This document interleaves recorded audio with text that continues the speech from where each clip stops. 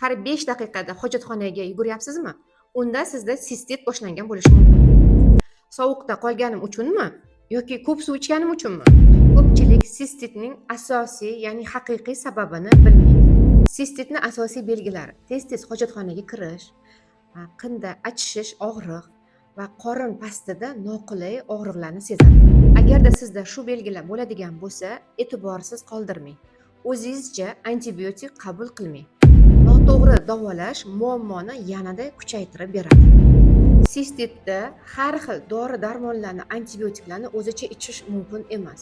Sababi bu surunkali formaga o'tib qolishi mumkin.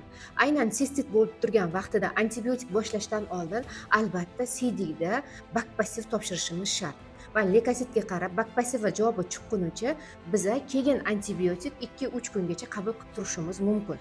Bakpassiv va javobi chiqqunicha, ya'ni organizmga ta'sirchanligini, qaysi infeksiya qo'zg'atuvchisi bor va qaysi dori bizga to'g'ri ta'sir qilishi chiqqunicha biza leykositlar oshib ketmasligi uchun aynan antibiotik ichib turishimiz kerak bo'ladi. Undan oldin mumkin emas. Sistitda surunkali formaga o'tmasligi uchun er-xotin birgalikda bakpassiv alohida topshiriladi, alohida chustitsiniyasiga qarab keyin antibakterial lecheniya qilinadi. Agarda sizda sistit bo'yicha qanaqadir muammolar bo'ladigan bo'lsa yoki savollar bo'ladigan bo'lsa, kommentariyada qoldirishingiz mumkin.